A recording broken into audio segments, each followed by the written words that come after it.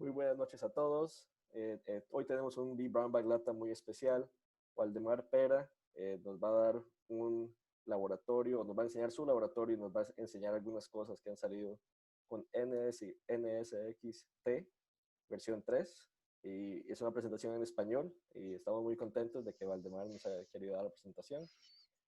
Si no conocen de B Brown Bag, somos una comunidad global, tenemos canales en varias regiones, en inglés, en español. Casualmente esto está puesto en Vibram by Latam y ese es el canal de YouTube, ese es el Twitter. Si sos latino, estás involucrado en tecnologías de virtualización, avísanos, te metemos en un grupo que tenemos y así vas a conocer a mucha gente muy, muy buena en la región, como Valdemar. Valdemar, te dejo que te hagas tu introducción y te voy a pasar el control. Bueno, muchas gracias, Ariel. Bueno, aquí a los que estén escuchando en este momento, buenos días, buenas tardes, buenas noches, según lo que corresponda. Mi nombre es Waldemar Pera. En este momento, en esta parte de la vida, trabajando hoy por hoy en VMware como ingeniero especialista en lo que son soluciones de redes de seguridad y buscando un poco también excusa para generar esto aquí. La idea acá es un poco mostrar algunas cosas nuevas que han aparecido respecto a lo que es NSXT 3.0, algunas cositas pueden ser interesantes del tema de seguridad, y en vez de ser una simple PPT, tratar de mirar algunas cosas en un laboratorio que uno ha montado para tratar de jugar un poco con esto. Así que esa es la idea de la sesión de esta vez, del día de hoy, digamos. Perfecto. Te diré que cuando ya empieces a presentar tu pantalla, puedes apagar tu cámara y así no sale tu cabeza. Vale, perfecto. Entonces vamos a apagar la cámara acá para empezar a compartir un poco lo que tengo armado. Entonces, como les decía, lo que tengo básicamente sobre todo, voy a hacer un pequeño repaso básico, muy básico, de un poco lo que es la arquitectura en sí de NSXT y centrar un poquito algunas features de seguridad que pueden ser interesantes, que pueden ser bastante, yo diría, disruptivos a la forma de ver algunas cuestiones con NSX y después pasar a una demo directamente. Entonces, como les decía, un poco para repasar, yo creo que la mayoría de nosotros, o si no lo han visto anteriormente, el esquema de trabajo de NSX hoy por hoy con lo que es NSXT es ampliarnos mucho más allá de lo que es tradicionalmente el ambiente de BIFIR puro y combinar cosas como BIFIR, sí, obviamente, pero también máquinas virtuales, contenedores, otros tipos de hipervisores como Hyper-V, Bare Metal x86, por ejemplo, una de las cosas interesantes que hoy tenemos con 3.0 es que también incluido a lo que antes era Bare Metal x86 Linux, ahora también x86 Windows Bare Metal también pueden ser parte de lo que es este esquema de configuración de redes de seguridad, más lo que es tradicional de lo que es la operativa en cloud pública, como puede ser en AWS o en Azure. Entonces, desde ese punto de vista, la arquitectura no cambia mucho. Básicamente lo que ha cambiado bastante es el juego del espectro de gente que podemos abarcar hoy. Y lo que muchas veces, gente veía antiguamente como conexión sigue siendo muy similar. Aquí hay un look and feel un poquito anterior a la versión, pero el concepto de cómo uno genera un switch es una de las bellezas que tiene el NSX. El poder ir más allá de la creación de lo que es la estructura física y empezar a transparentemente, y eso es lo bueno desde el punto de vista de aquel que trabaja con la virtualización de cómputo, no hay diferencia en su forma de consumir, pero sí en la forma que entregamos ese servicio de red. Entonces, por ejemplo, acá el viejo y querida conexión de un par de máquinas virtuales y como con esa magia que hace el overlay permite que uno realmente construya redes virtuales.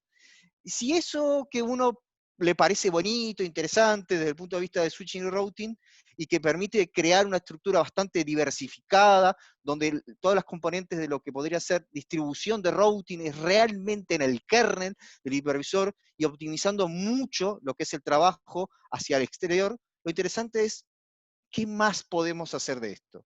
Y ahí empieza el tema de cuestiones de seguridad que tal vez hace algunos años cuando empezamos a hablar de esto lo veíamos como la microsegmentación. Yo siempre digo, y muchos clientes me escuchan, y muchas veces que lo hablo, ha sido una palabra bastardeada, microsegmentación. Yo creo que se ha abusado del término y entonces hoy ya como que es ya filtro por puertos. Sí, Entonces, en realidad, a mí me gusta más hablar de que estamos hablando de un firewall, ¿de acuerdo? O más orientado al servicio, a la aplicación, fundamentalmente, y eso es un poco las cosas que, si ustedes miran algún material de marketing, dice Service Defined Firewall. Entonces, ese firewall distribuido que antiguamente uno lo veía anclado en filtro por puertos, en capa 4, lo bueno que tiene, que ya con varias versiones anteriores, pero con 3.0 se hace muy notorio y cada vez más, es un firewall que llega a capa 7. Y lo que me permite a mí, por ejemplo, es hacer filtros, no solamente de puertos, sino también filtros reconociendo la aplicación. Entonces, hoy, por ejemplo, uno puede hacer un filtro a nivel de capa aplicación, decir, un TLS 1.2, 1.3 aceptado, pero rechazo un TLS 1.0 y un 1.1, por ejemplo. Y eso significa que estamos trabajando sobre TCP 443. Sin embargo, yo puedo ir más allá de eso y reconocer la aplicación. Y eso me permite tener una visión mucho más avanzada. Y uno decía, bueno, Waldemar, pero ¿es un firewall stateful? Sí, pero no es un Next Generation Firewall. Y ahí, permítanme la libertad poética, tal vez el componente que uno le veía, que le faltaba a esta solución que estaba ahí, y que era muy avanzada desde el punto de vista de firewall stateful, es empezar a ver cosas más allá, simplemente la aplicación. Y hoy, por ejemplo, ya este firewall empieza a tener cuestiones que puede considerar un filtro que el destino, por ejemplo, sea un FQDN, no simplemente una dirección IP, sino ir un poco más allá de eso, con esta capacidad que puede ser aplicada inclusive en segmentos de red que no sean puro overlay, sino también en segmentos que sean soportados con VLAN. Entonces, es decir, yo puedo realmente hacer una implementación de seguridad en algo que no cambié la red. Puedo, digo, obviamente yo feliz si podemos hacer un cambio mucho más avanzado, pero inclusive la introducción de seguridad nos hace más relevantes, pero lo interesante y novedoso de tercero es la introducción de también una función de IDS barra IPS distribuida. Empieza a haber cosas que no sé. Entonces, hoy por hoy, ya, primero no es un filtro de capa 4, sino que ya también son filtros de aplicaciones. Pero además de eso, tenemos la capacidad de ir más allá y mirar los payload realmente de los paquetes.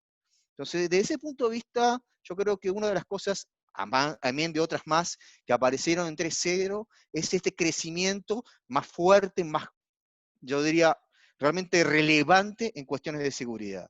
Entonces me permite a mí no solamente hacer ese viejo filtro de capa 4, sino reconocer ese filtro de aplicación. Pero lo mejor de todo es que puedo jugar a hacer combinaciones. No es excluyente una cosa y la otra. Yo puedo mantenerme y, por ejemplo, comenzar con un enforcement muy, digamos, más tradicional, en la visión de capa 4, es decir, el reconocimiento de puertos. Entonces, cuando uno mira el dashboard de configuración de NSX, cuando uno mira la parte de service, me estoy refiriendo a realmente el enforcement de puertos, a los clásicos puertos, por ejemplo, un TCP22, un UDP53, o yo qué sé, un TCP443, un TCP80, ¿de acuerdo? Pero además de eso, yo le puedo atachar el reconocimiento de aplicaciones, y es lo que se mira a través de este profile. Lo que aparece en la columna profile, lo que hace es también, además, tener la opción. Y yo puedo tener combinaciones, como muestra esta slide. Puedo tener cosas que sean solamente puro capa 4, y basta, sirve. Puedo tener cosas que es capa 4 más el contexto de lo que es capa 7, y en este contexto de capa 7, ahí, por ejemplo, también entra la noción del SOFQDN. Ahí yo puedo insertar no solamente el ID, es decir, el reconocimiento de aplicación, sino también ir un poquito también a lo que es el FQDN, o puedo hacer algo que sea solamente reconocer el puerto de aplicación, sin puerto asociado, la aplicación. Entonces, tengo más opciones en el juego. Inclusive, como le decía, poder realmente controlar a dónde se va a ir en base a un FQDN, inclusive abriendo la puerta, y es parte del juego nuestro, de ir inclusive llegando a URLs también para clasificación. Y eso me permite, por ejemplo, imagínense en este mundo que hoy estamos, COVID-19 mediante, donde ya creo que hay el término de virtualización de escritorio no es algo tan abstracto para mucha gente.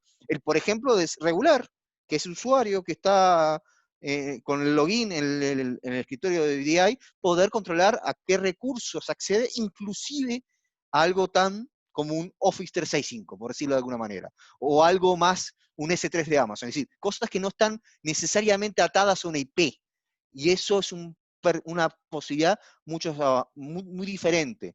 E inclusive jugar ese mismo reconocimiento de aplicaciones, no solamente para el entorno de VDI, sino también para lo que es la virtualización de aplicaciones.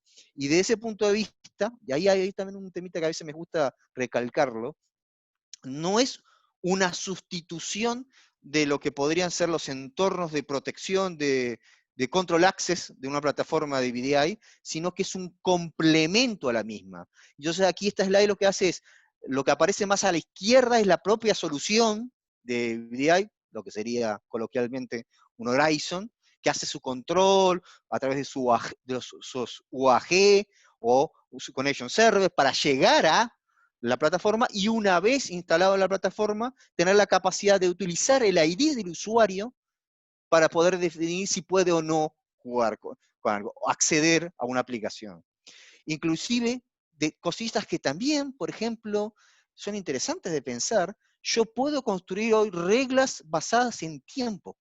Es decir, puedo definir que una regla sigue siendo hoy viva en un X intervalo de tiempo y autorizo al usuario a acceder, por ejemplo, como dice aquí, de lunes a viernes de las 7 de la mañana a las 7 de la tarde, pero puedo definir que de lunes a viernes desde las 7 de la tarde a las 7 de la mañana o el fin de semana, el usuario no accede.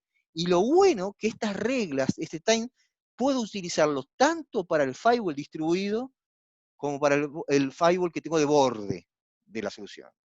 Entonces, ahí se empieza a ver. Y tal vez una cosa que dice, ¿y esto qué es? Tener capacidad de analítica de URLs, de tener base de reputación, de entender. ¿Por qué hago esto? Porque el camino que estamos haciendo de introducción es primero empezar a tener una base reputacional de acceso, para que después, con esa base reputacional, de la misma forma que por contexto empiezo a reconocer aplicaciones, de la misma forma que por contexto empiezo a reconocer FQDN, por ejemplo, por contexto también definir la clasificación y decidir si un firewall, una regla, permite o no avanzar. Y les comento todo esto porque lo bueno que tiene que en el laboratorio lo tenemos esto andado. Lo tenemos montado y está operativo. Entonces quiero justamente para que cuando vaya a ese contexto de la demo, entender qué tenemos en el juego. Y acá va el demo, ¿no? Ahora, simplemente para tener un juego, es una topología, entre comillas, básica, un par de routers, un TC, un par de routers físicos, el viejo y querido vCenter, el NSX Manager, una estación de trabajo y algunas cosillas corriendo por ahí. Dicho eso, la pregunta es, ¿cómo se ve esto? Bueno, acá está, este es el homepage de lo que debería ser un NSX 3.0. Y aquí realmente empieza el laboratorio. Entonces, la primera cuestión es, ¿qué cosas empiezan a aparecer un tanto diferentes? Entonces, por ejemplo, veamos del lado de lo que yo vería del entorno del Vicente, lo que veo en el BIFIR. Martín, creo que todavía estamos ¿Perdón? viendo el PowerPoint. Momento, entonces hagamos el cambiazo. Gracias por la buena notificación, porque si no estoy hablando del vacío. Y ahora sí.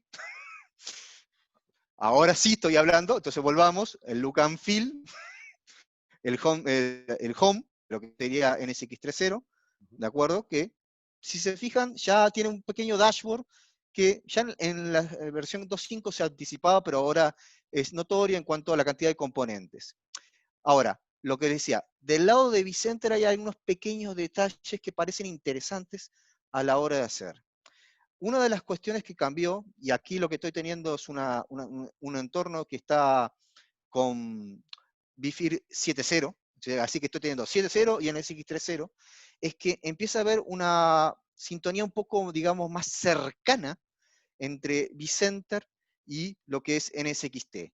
Esa sintonía cercana implica que, por ejemplo, cuando yo empiezo a definir los segmentos que tengo en NSXT, ahora, por ejemplo, probablemente alguno que haya visto alguna versión anterior se acuerdan de los opaque networks. Eso, como esa nube que aparecía acá, y ya por esa nube uno infería que era un por group, un segmento, ya sea de overlay o de VLAN, definido por NSXT, y hasta ahí se llega. Sin embargo, observen que ahora empieza a aparecer que no hay realmente una diferencia entre lo que es la forma de verse, desde el punto de vista del vCenter, un port group basado en NSX con respecto a uno convencional definido en el switch distribuido. Salvo el detalle de esa N que aparece acá. Y eso significa que ese port group está definido por NSX al grado que les permite ver acá abajo. Tal es así que, por ejemplo, si yo tomo un port group genérico cualquiera, yo puedo entrar a la parte de configuración y cambiar cosas, porque están definidas como port group definido por el propio vCenter. Pero si intento hacer lo equivalente en un port group definido por NSXT como tal, las configuraciones no son editables. Puedo ver lo que está configurado, puedo ver, por ejemplo, el segmento como overlay, lo puedo ver, pero no es editable. Entonces, desde ese punto de vista, el look and feel es mucho más integrado, y ahí por eso van a encontrar, hay uno, como digo yo, que NSX BFIL 7.0 incluye ahora la capacidad de que el BDS es, digamos, tiene ADN para él convertirse nuevamente en un switch que puede soportar por group o segmentos de NSXT. Entonces, esa es una sutil diferencia. Ahí hay unos cambios de 7.0 con respecto a otras versiones anteriores de BFIR con respecto a T. Y si alguno lo mira, les da una sensación de parecerse a lo que se hacía antiguamente con NSX para BFIR. Entonces, desde ese punto de vista, también hay algunos cambios. Lo otro que también hay, a nivel de lo que es networking como tal, es que normalmente yo, cuando hacía una instalación de NSXT o DB también, yo podía crear diferentes tenant o planos de forwarding para lo que era el entorno virtual. Entonces, nada me impedía a mí, por ejemplo, en el viejo querido NSX para BFIR, hablar de múltiples DLR o de múltiples UDLRs, ¿de acuerdo? Similarmente, yo acá puedo tener más de una topología de forwarding, que podrían ser estos T1, esos routers de segundo nivel, que son los que ahí debería verse como el nivel de ruta interior de la plataforma. Yo puedo tener más de uno, no hay impedimento para eso. Pero puedo tener múltiples, pero siempre terminaba que en el punto de borde tenía que tener diferentes routers de borde o T0 para atender a cada uno de estos casos. Y una de las cosas que también introduce en X30 como parte de este juego es la capacidad de tener BRFs. Entonces, desde el punto de vista de routing, hoy por hoy yo tengo capacidad de tener BRFs. BRFs que pueden trabajarse como un viejo querido BRF Lite, en la cual utilizo el mismo elemento de borde, el mismo T0, y le agrego más de un plano de forwarding, entonces por eso una BRF, realmente, puedo mantener la disgregación que puedo tener los T1 y disgregarlos a nivel de borde, pero también tiene un soporte de BRF a nivel de lo que es EVPN. Entonces, por ejemplo, hoy por hoy, el elemento de router hacia la red tradicional que tiene NSXT también soporta BRFs y soporta EVPN Layer 3. Eso, que uno lo podría escuchar, y me dice, Waldemar, vos sabés que sí, te entiendo, pero ¿y cómo se ve esto? Les presento un pequeño detalle nuevo que se incorporó con 3.0, un mapa topológico. Esto no estaba, y esto es uno de los adicionales.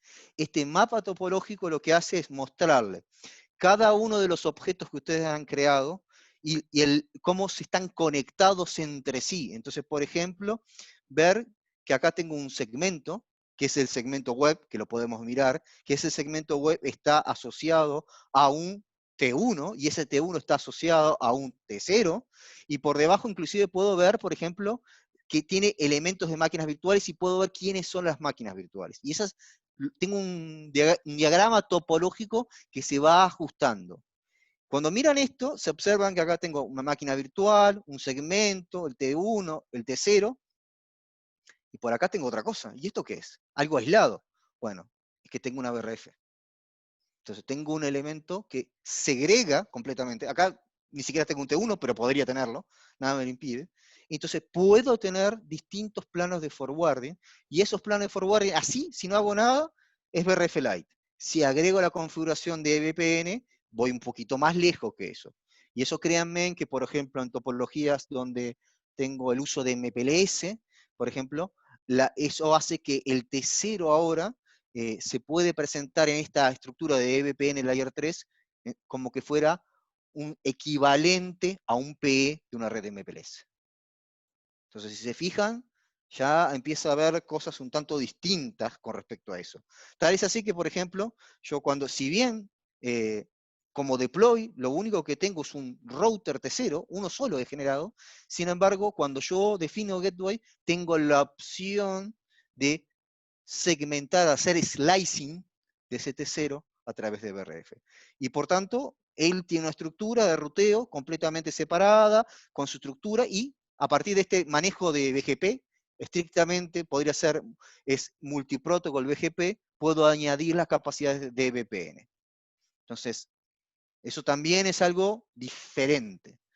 Entonces, si eso, ok, parece interesante, imagínense lo que es el tema de seguridad, que es donde hay un cambio radical, porque se agregan mucho más cosas. Entonces, por ejemplo, si se fijan, ya el dashboard de seguridad, si yo ya tengo activadas las funciones de IDS, las puedo empezar a visualizar. Si tengo la función de análisis de URL, también lo empiezo a observar. Y abajo tengo el viejo y querido firewall distribuido. Entonces, acá sí empiezo a ver cosas que son diferentes a un esquema. Y a la hora de mirarlo, ahí, por ejemplo, el firewall distribuido, como les decía, no cambia sustancialmente, maneja más o menos el mismo criterio. Lo único que eso ya viene, pero de las versiones 2.5 y eso, el hecho de crear esta categorización de reglas. Es decir, uno podría ir y darle un all rules y ve todo tipo de reglas, pero esto de mirarlo por categorías es más visual, más de gestión, y puedo tener otro juego, y me permite crear las secciones. Y lo bueno, que desde el punto de vista de estas secciones, acá es lo que yo les decía. Tengo el componente clásico de lo que es el puerto, los servicios, el port a nivel de capa 4, pero también tengo asociado, por ejemplo, cuestiones que tengan que ver con lo que es el servicio como tal.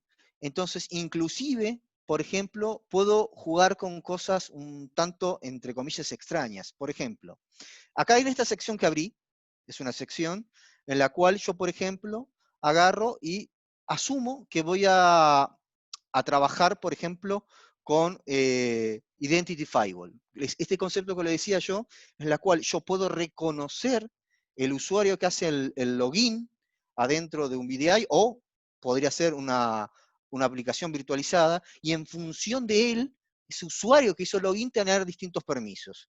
Entonces, yo, por ejemplo, acá tengo un pequeño servidor de remote desktop, para hacer un remote desktop shell, ¿de acuerdo? Y tengo, por ejemplo, diferentes usuarios que están asociados a grupos de Active Directory. Entonces, yo puedo, por ejemplo, ingresar como un usuario que sea grupo recursos humanos, y solo ingresar a los que son los servidores de recursos humanos, tener un usuario que pertenece a finanzas y puedo entrar solamente a finanzas, aun cuando hago ese login, la máquina que estoy ingresando tiene la misma IP, pero la postura que NSX ve para ese usuario que hace el login cambia en función de quién es el usuario. E inclusive, por ejemplo, por acá abajo, tengo una que no está asociada a ningún usuario en particular. Digo, soy el señor administrador, me acabo de entrar, y, por ejemplo, puedo bloquear indistintamente el acceso a Dropbox, que es lo que acabo acá definiendo. Entonces, un bloqueo a Dropbox. Estos son cuando empezamos a ver cuestiones de capa 7 que empezamos a definir. Valde, te tengo una pregunta aquí de Jorge. Voy a darle para que él pueda hablar si quiere. Adelante. Gracias, Ariel. Es una pregunta sencilla. Las categorías aquí, o sea, las reglas se aplican en el orden de las categorías, ¿verdad? Muy buena la pregunta. Es decir, se lee de izquierda Ok. a derecha. Entonces, inclusive, por ejemplo, si vos te fijas, yo me voy a la sección Ethernet y acá hay una regla para aquello que es tráfico no IP, ¿no? Aparece ahí. Después hay una regla acá de infraestructura que esa la hice yo adrede para no bloquearme con la consola que estoy trabajando. Y después vas a de las aplicaciones como tales. Cuando vos vas a los rules, como mostrámelas todas, si te fijas, aparece la primera que aparece, es la de Ethernet. Ok, en ese orden. Entonces, por eso, se lee, como digo, se lee. En realidad, como yo digo, la construcción es esta. El tema es que para hacerlo más fácil y lógico, se crean estas categorías, y si te fijas, acá aparece el campo categorías, y como te digo, se lee de izquierda hacia derecha. Entonces, eso también es una forma de, a ver, Murphy está en todos lados, pero tratemos de evitarnos meter la pata. Entonces, claro, entonces uno tiende a construir las reglas críticas de emergencia o de infraestructura aquí y no se le mezcla con lo que es la categoría aplicación. Entonces, puedo hacer un error aquí, pero no bloqueo absolutamente toda la plataforma. Es un poco la idea. Exacto, ok. Y no hay manera de que por error alguien pueda entrar una regla de aplicación bajo la otra categoría, porque no estaría las opciones disponibles, ¿verdad? El juego está, como te digo, vos podés ir acá y vos decís, yo podría tener profile, porque es ilícito, pero el tema es que la idea es, ¿qué pasa? A medida que una infraestructura crezca, ¿de acuerdo? Y yo, esto, como viejo canoso que soy y que tengo varios años, esto de tener 4.000 reglas en un firewall, ¿está? Y es normal, no es nada extraño en un entorno productivo. Si es todas las reglas, yo digo siempre, o uno tenía un trabajo muy fino de poner los comments, los comentarios para saber de qué era cada regla, porque después si no es una IP y no sabías qué era. Entonces acá es un poco incentivar a tener una buena práctica de gestión. Entonces acá lo que estamos buscando es eso, incentivar a que se construya. Si bien, como te digo, es el all rules, seamos coherentes qué son cada regla. Entonces, por eso siempre está las de Ethernet, las de emergencia, las de infraestructura, las de entorno y las de aplicación. Okay. ¿Qué aplicación? ¿Acaso máquinas virtuales o podría ser cualquier otro recurso? Estamos de acuerdo. Éxito, gracias, Waldemar. Vale. Gracias. Perfecto. Entonces, por ejemplo, esto que yo le decía, esta regla de Identifiable, yo tengo acá un pequeño. Entonces, por ejemplo, tengo un finanzas, un recurso humano y un administrador. Entonces, finanzas y recursos humanos tiene una especificación a qué recursos les marqué y después les dije que si estos destinos son de recursos de finanzas, no puede ingresar más nadie, pero si alguien ingresa acá, por ejemplo, el señor administrator, él puede ir a cualquier lado, pero me tomé el trabajo de, como les decía, bloquearle el Dropbox. Y eso, por ejemplo, a la hora de probarlo es, por ejemplo, yo acá tengo un usuario que es Alice-Fin, así que se supone que la señora es parte de finanzas. Entonces, si yo hago el ingreso al Remote Desktop, que es un solo servidor, es decir, esa IP que aparece ahí arriba de 250 es porque es la IP, no tengo múltiples servidores, ¿sí? Entro a un único recurso, y cuando yo trato de navegar, ¿de acuerdo?, con ese recurso, el entorno lo que hace es que yo hacer este login, como yo hice esta asociación con el Active Directory, y tengo la máquina virtual que tiene las Memory Tools, puedo saber quién es el usuario que ingresó. Y por tanto hacer filtros. Entonces, si yo entré como Alice, y que soy de finanzas, puedo entrar a la aplicación de finanzas. Sí, estoy autorizado. Soy Alice, soy de finanzas, puedo entrar. Pero si, por ejemplo, quiero entrar a otra aplicación que no es de finanzas, por ejemplo, esa TreeTrayer, asumo que es de recursos humanos, ahí ustedes se ven que queda, y queda, y queda, y puedo quedarme hasta que dé timeout, porque no va a ingresar. Y dice, bueno, está, sí, Waldemar, es una regla, pero ¿cómo sabes que es de usuario? Entonces yo, de vuelta, estoy en el 172, 16, 10250, que es lo único que tengo, agarro, le digo, ¿sabes qué? Me voy a desconectar de ese remote desktop y ahora ya no soy Alice. Ahora me voy a cambiar y voy a ser Bob. El amigo Bob pertenece al grupo de recursos humanos, entonces quiero probar, a ver, ¿a dónde puede ingresar el amigo Bob en vez de Alice? Entonces, cambiemos el login. Y yo soy ahora Bob de recursos humanos.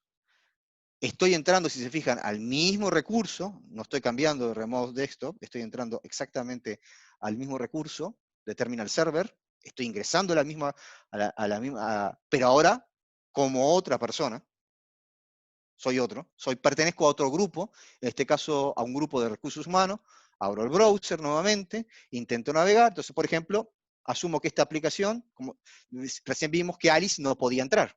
Entonces, bueno, decimos, entramos, soy Bob, amén de que tengo que aceptar el certificado, ahí tengo que ajustar los certificados en el laboratorio, ingresé. Perfecto. Pero ahora digo, bueno, y quiero entrar a la aplicación de finanzas. ¿Y qué me pasa? Lo mismo que le pasaba a Alice, pero al revés. Yo puedo ingresar a mi aplicación, porque soy recursos humanos, pero las aplicaciones que corresponden a finanzas quedan perdidas. ¿De acuerdo? Y acá Windows me está pidiendo que actualización, pero es otra historia, pero no tiene nada que ver con que no puedo entrar. ¿De acuerdo? Entonces, Windows no quiero actualizar ahora. Timeout. Ahora, bien, está, perfecto. Entonces, me vuelvo a salir.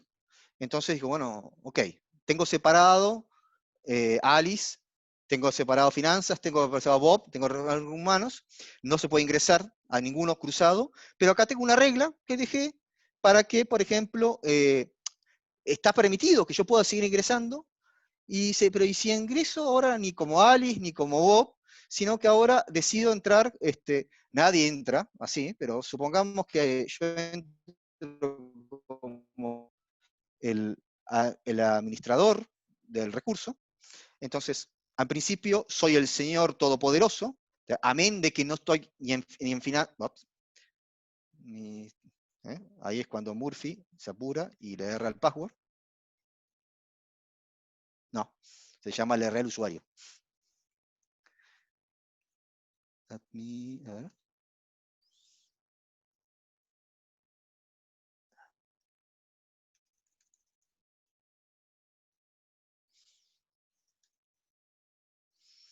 Vamos de vuelta. Murphy está en todos lados. Ahora sí. Cuando uno tipea bien, funciona. Bueno, entonces soy el señor administrador, creo que soy el señor todopoderoso, así me considero yo, pero si se fijan, yo hice una pequeña regla en la cual había especificado que, por ejemplo, no podía ingresar a Dropbox. Y eso significa que yo, de vuelta, abro el browser, pretendo navegar, entonces, por ejemplo, vamos a suponer que quiero navegar a Dropbox, ¿de acuerdo? Y la regla queda pegada. En un intentando, y un intentando, y uno intentando. Permítame, ups, ahí es, perdón, la captura. Entonces yo puedo jugar, porque tengo la opción, tengo la opción de bloquearlo o sacarlo. Entonces esa opción también es posible. Ya que estoy ahí, vamos a aprovechar y voy a buscar la otra protección que tengo asociada, que es el IDS. Entonces, lo bueno que tiene el IDS es que a medida que yo voy ingresando y voy populando, yo puedo construir, primero que nada, las reglas para construir esto es que yo podría tener cambios en signatures de lo que estoy haciendo. Es decir, es muy similar a un IDS tradicional con la diferencia que cumple la misma lógica de función distribuida que uno podría tener en lo que es el firewall tradicional de NSX. Y yo puedo pedirle que se vaya actualizando, naturalmente. Por ejemplo, la última actualización que yo tuve fue el 12 de junio, pero si se fijan, desde el que instalé ya hubo 2 actualizaciones de firma. Y yo puedo decirle que esa firma la actualice yo a mano, levantando un archivo que me baje, o si la plataforma tiene acceso a Internet, puede ir a buscar la actualización de firmas. Y después lo otro que tengo también es definir en dónde habilito esto. Yo, por ejemplo, acá en este laboratorio tengo 2 clústeres, uno de management y otro de cómputo, y he elegido, por ejemplo, que lo que es la función de IDS solo la tengo habilitada en el clúster de cómputo. Entonces yo puedo tener esa granularidad a la hora de gestionarlo.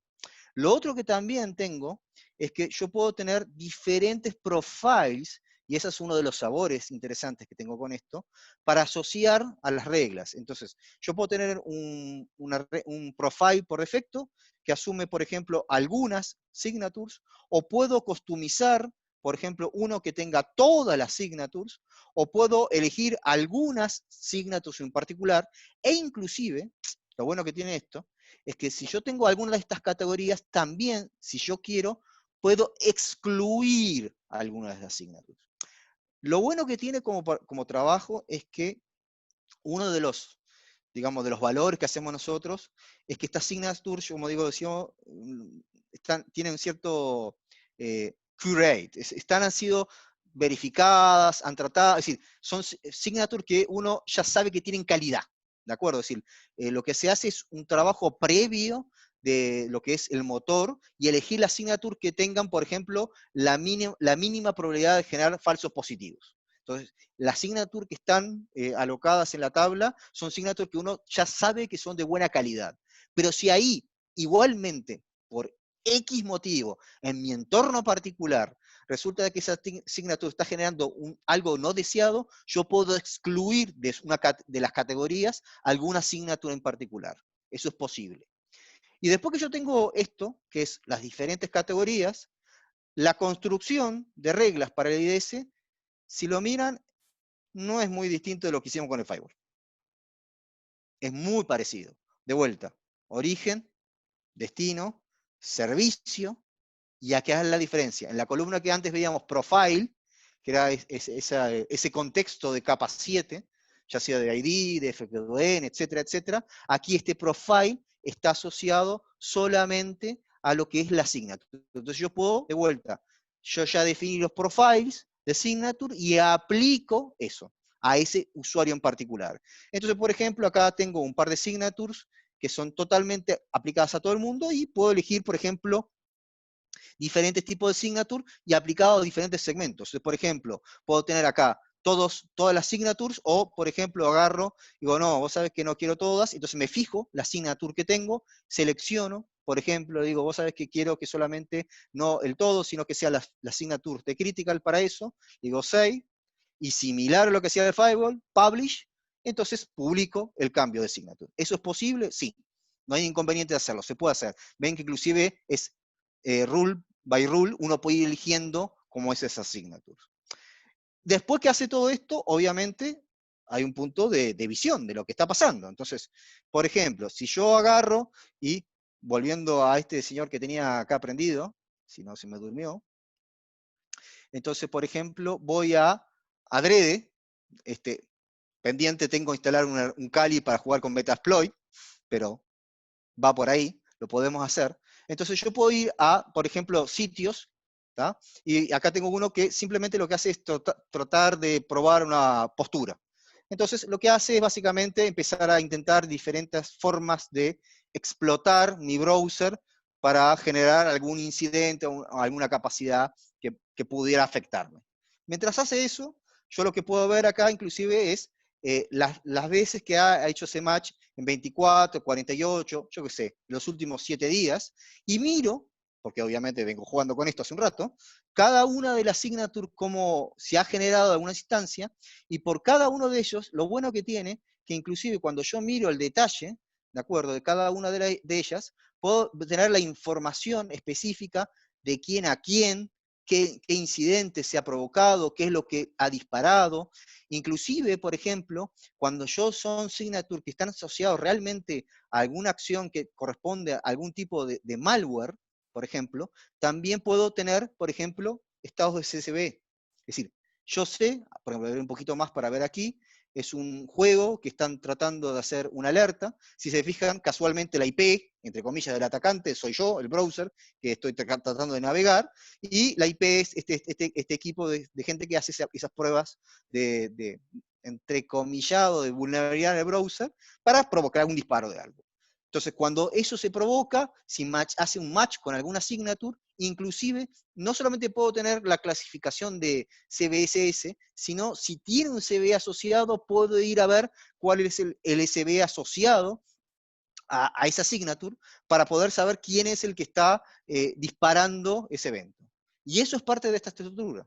Si se fijan, eso significa que de la misma forma que yo tenía un firewall distribuido, ahora empiezo a tener un IDS distribuido. Hoy por hoy, en la primera release que estamos trabajando, que es 3.0, estamos funcionando en modo detect. ¿de acuerdo? Que es un poco, si me permiten aquí, ven esta acción, dice detect. Entonces, estamos funcionando hoy en modo IDS, pero el motor es exactamente lo mismo. Entonces, lo que estamos haciendo es la primera introducción para que los clientes comiencen a tomar, digamos, el approach, empiecen a ver cómo opera, para que después, una vez que comiencen a tener la confianza, ese botón tenga la posibilidad de ser detect o protect. Pero el motor es exactamente lo mismo. Si se fijan, y eso también es una cuestión, no es muy diferente de lo que es configurar el firewall distribuido. Entonces, hay cierta simplicidad. Y con el detalle que yo, estas signatures, si se fijan, puedo hacerlas que sean asociados a grupos de elementos de endpoint que tenga, por lo cual puedo armar signatures y aplicaciones que estén asociadas, por ejemplo, acá elegí web servers. No tiene que ser alguien que esté en la misma subnet, ni que estén en el mismo lado. En la misma lógica que los grupos de seguridad no necesitan tener un alineamiento uno a uno con una macrosegmentación. Y eso me permite a mí poner signatures muy específicas para las cargas de trabajo muy específicas. Es decir, generar signatures para los web servers y solamente aplicado a los web servers. Y no es mucho más complejo que haber construido un firewall distribuido. Una pregunta, Valdemar. Adelante, señor. ¿El Distributed ID es incluido en, o sea, las licencias cómo funcionan? Bien, muy buena pregunta. Al momento de hoy, lo que hacemos es, por ejemplo, un pequeño cambio que también es positivo. En la release 3.0, aquellas funciones de seguridad avanzada que era lo que era URL filtering y eso, que antiguamente estaba en NSX Data Center, Enterprise Plus, por ejemplo, ahora bajaron a Advanced. Entonces, por ejemplo, muchas funciones avanzadas quedaron en Advanced. Como las funciones avanzadas de seguridad de capa 7 quedaron en Advanced, entonces si uno quiere activar el IDS, lo que puede hacer es un add-on, ¿de acuerdo? Tanto para NSX Data Center Advanced o NSX Data Center Enterprise Plus. Es decir, hoy con un Advanced uno puede empezar a construir un firewall de capa 7 completo, incluido el IDS. ¿Por qué es un add-on? Porque yo, de alguna forma, estimados, tenemos que mantener comiendo a estos muchachos que son los que generan las signatures. Entonces, similarmente como entonces uno tiene que tener un contrato para actualizar las signatures. Ese es el juego por detrás. Pero eso es un add-on, pero puedo hacerlo ya desde Advanced. Con Advanced le puedo comparar la función de IDS. Okay, gracias. Dale. Entonces, si se fijan, ahí ya tengo bastantes cuestiones para trabajar. Ya con esto tiene. Y lo otro que yo les comentaba es el tema de URL Analytics. Entonces, por ejemplo, él lo que empieza es observar los sitios que están visitando. Estoy asumiendo el usuario que está, un endpoint que está protegido por una estructura de NSX. Similarmente, también esto tiene un componente de actualización, porque yo tengo que tener una base reputacional, y lo que hace esto es anclarse en lo que es los servicios de los Sage. Los chicos que van a ser a las veces realmente de borde, ya sea del T1 o del T0, yo asocio, enciendo esa capacidad de analítica ahí, y por tanto también puedo asociarla a un profile y definir, por ejemplo, actualizaciones. Si se fijan, este es bastante más reciente. Yo acá lo tengo en 751 y esto es 748. Eso está buscando la actualización. Y desde el punto de vista de eso, yo lo que hago es simplemente encender esta analítica, empezar a trabajarla, y empiezo a tener. ¿Para qué hago esto? Porque empiezo a tener esta base de reputación. Porque mi objetivo es empezar a hacer que esas reglas de capa 7 también empiecen a tener reglas de categorías. Léanse URL filtering. Entonces, nuevamente, la misma lógica del IDS, lo que estamos haciendo en esta primera release es liberando la capacidad de empezar a ver. Entonces, yo ya tengo visibilidad de lo que puedo estar navegando, puedo empezar a ver a dónde están yendo, y los empiezo a clasificar en una base reputacional. ¿Para qué? Para dejarme la puerta para que en la próxima release utilice esta información de categorías para de vuelta que definir, similarmente a lo que veníamos del IDS, yo poder jugar acá con un profile y definir contextos, ¿de acuerdo? En la cual, en función de alguna categoría, por ejemplo, lo que podría ser una categoría de reputación, ¿de acuerdo? URL category, yo acá tener alguna cuestión ¿de acuerdo? Y empezar a asociarlo eso a la hora de hacer el filtro. Entonces, si se fijan, paso por acá porque si uno empieza a ver la cantidad de cosas que empezamos a sumar en solamente elementos de seguridad, además de la BRF, además del VPN, esto empieza a crecer de una forma bastante distinta de lo que uno pensaba que podía ser solamente NSX y el firewall distribuido. Ya las cosas empiezan a ser bastante más distintas y las posibilidades de crecimiento se empiezan a hacer mucho más interesantes. ¿Qué más, muchachos? ¿Alguna pregunta?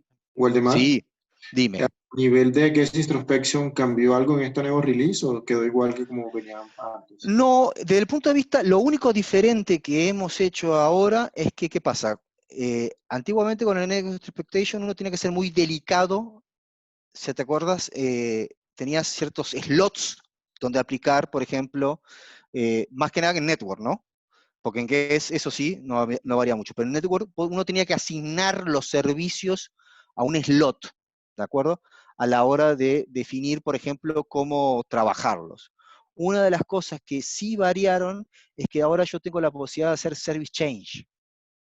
O sea, no importa, yo lo que defino ahora son los servicios y ya no es el slot donde está, sino que yo puedo, para cierto tipo de aplicaciones va primero el IPS y después, yo qué sé, la reputación de X. Si es más flexible el service chain, ya yo elijo caso por caso cómo combino los servicios, no están fijos y radicales. Y lo bueno que tiene esto también es que mucha gente no se acuerda. Pero el Network Expectation no solamente se puede hacer en el tráfico este-oeste, que es lo que siempre se podía hacer, y yo podía acá jugar con el redirect, ¿de acuerdo?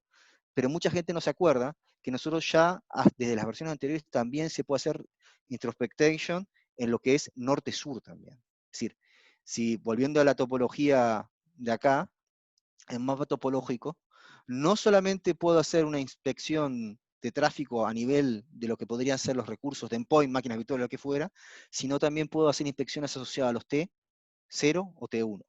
Eso sigue estando, lo único que habrá es mucho más flexible cómo hacer ese juego de inserción. Eso sí está mejor, está mucho mejor trabajado. Entonces uno puede hacer, cuando trabaja la lo que son profiles, tener distintos juegos de trabajo. Inclusive también hay algunas cuestiones, por ejemplo, de flood protection, de security, que de vuelta, hay pequeños detallecitos de seguridad que vienen de las versiones anteriores, a veces pasan y muchas veces nos olvidamos que están, pero hoy por hoy se vuelven cada vez más relevantes a la hora de capacidad. Es decir, pensar que NSX solo hace microcementación como filtro de capa 4 es quedarnos cortos con lo que hacemos de seguridad hoy.